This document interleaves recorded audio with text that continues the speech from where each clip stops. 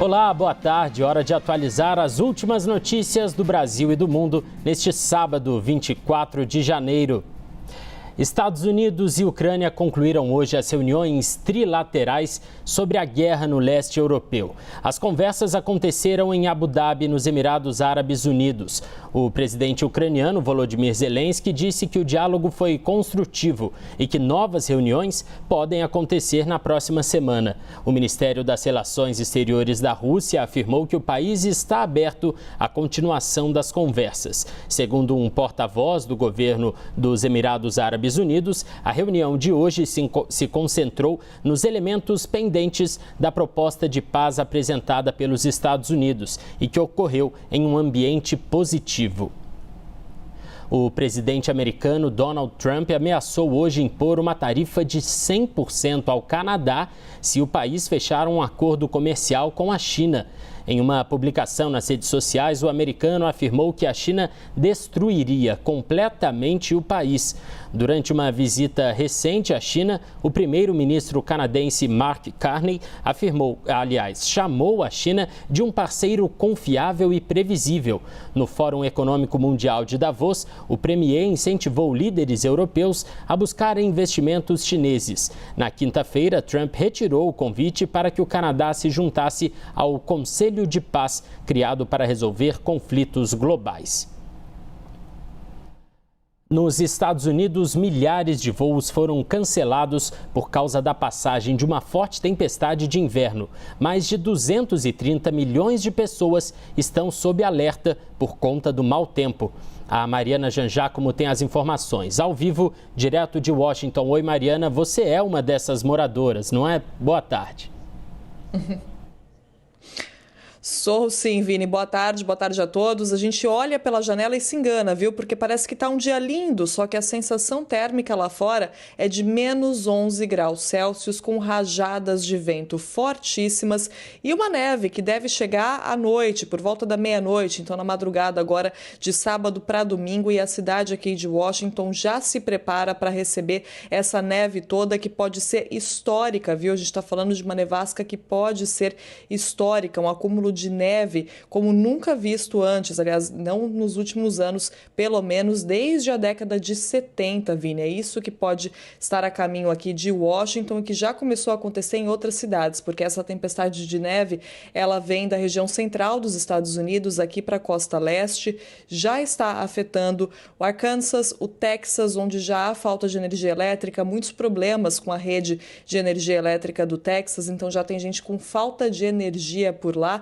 E essa tempestade vem se deslocando para cá, deve trazer muita neve. Por causa disso, caminhões da prefeitura estão passando aqui toda hora, jogando sal nas ruas para facilitar, para derreter mais essa neve, também alguns outros produtos.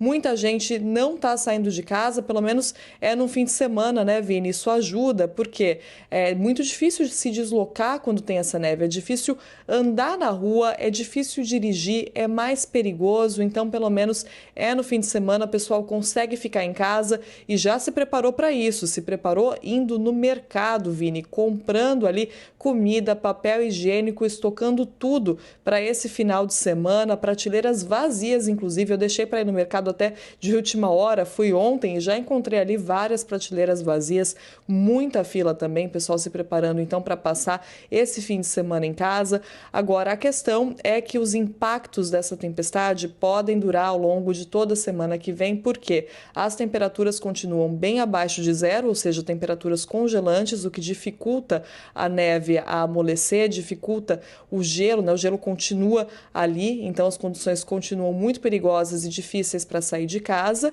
E pode haver, sim, impactos na energia elétrica, assim como a gente está vendo no Texas, em outros lugares, porque a neve e o gelo se acumulam nas torres de eletricidade, nos fios de energia elétrica e podem acabar derrubando esses fios, quebrando os fios. E aí, claro que muita gente pode ficar sem energia, sim. Então, existe essa preocupação também e, por isso, pelo menos 16 estados aqui estão em situação de emergência, que é quando os estados mobilizam ali recursos, já deixam com mais fácil acesso para o caso de situações como essa, de falta de energia, de emergências pelas ruas, então os estados já se preparando para isso e pedindo para que as pessoas não saiam de casa se não precisarem, porque a situação realmente já é dramática em alguns lugares e pode piorar para outros também. Então esse é o pedido, para que as pessoas fiquem em casa nessa nevasca que pode ser histórica e que, claro, também afeta a vida de quem estava pensando em vir para cá ou de quem estava pensando em sair daqui, né? Mais de 3.600 voos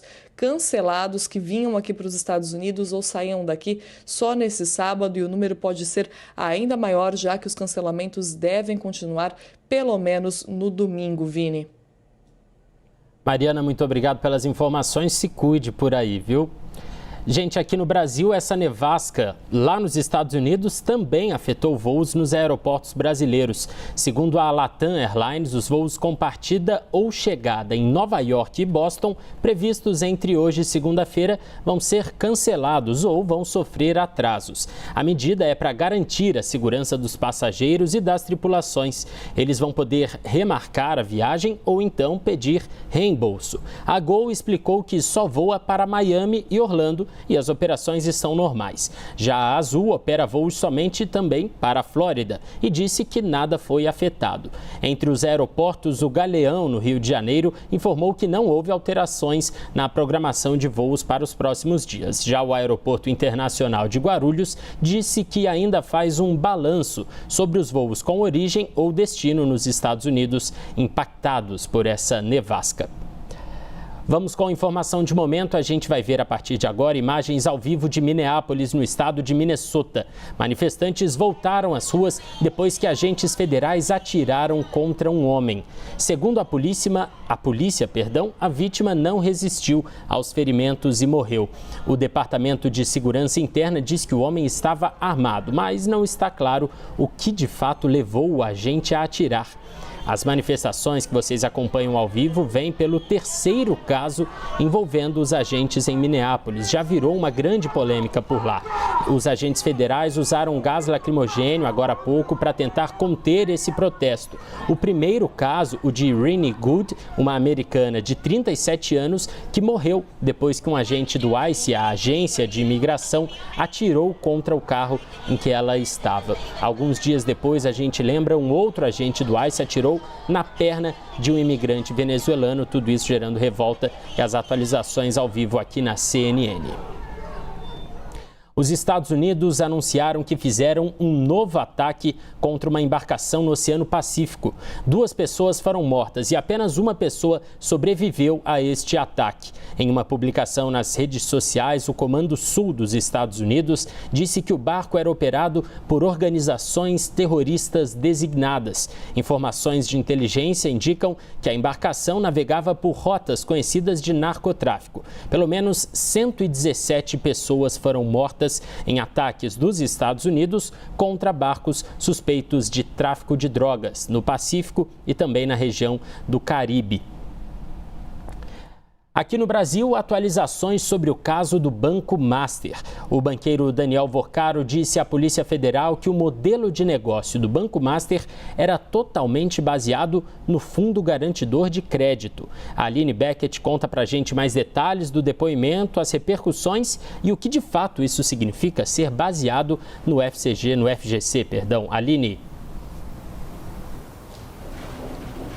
Oi, Murad, boa tarde a você e a quem nos acompanha. O depoimento de Daniel Vorcaro vazou ontem. Este depoimento foi prestado por ele no dia 30 de dezembro no Supremo Tribunal Federal. Nesse depoimento, a Polícia Federal ele afirmou, sim, que todos os negócios, os planos de negócios do Banco Master eram 100% ali do Fundo Garantidor de Créditos, baseados no FGC, e que isso seguia toda a legislação vigente à época. Ele chegou a afirmar que o entendimento começou a mudar depois que a instituição financeira começou de fato a crescer. Vorcaro também disse que a tentativa de venda do Banco Master ao BRB, o Banco de Brasília, foi construída de forma técnica junto ao Banco Central. Ele chegou a criticar o Banco Central a respeito da liquidação que foi decretada no final de novembro. Ele disse que foi excessivamente escrutinado, ou seja, que foi algo ali rigoroso em em excesso e que essa liquidação extrajudicial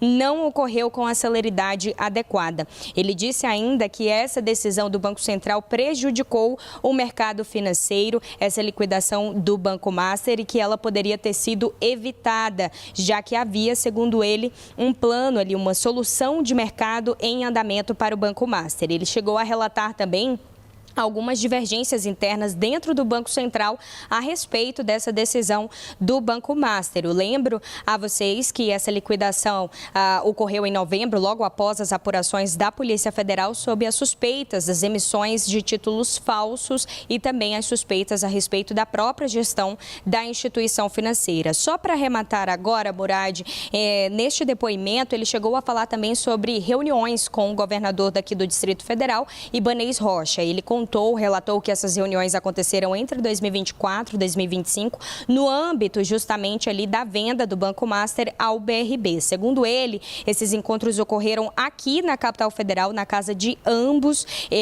Segundo o governador Ibanez Rocha, essas tratativas de venda do Banco Master ao BRB nunca ocorreram com ele, porque quem ficava a cargo disso era Paulo Henrique Costa, o então presidente do BRB à época. Mas mesmo depois do governador ter dito que nunca participou e com essas revelações agora a respeito desse depoimento que vazou ontem, a oposição começou a se movimentar aqui na capital federal, em Brasília.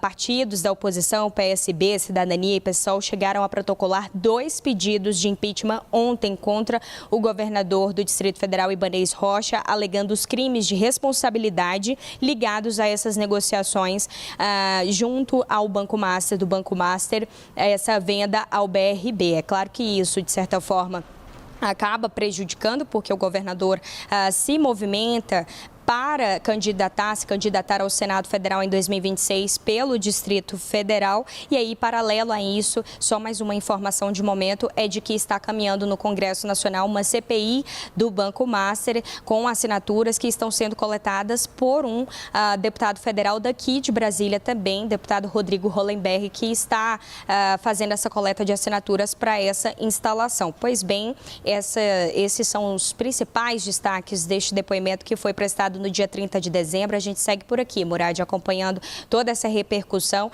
e, é claro, essa expectativa também dessa CPI, ou CPMI, que pode ser oficializada no Congresso Nacional.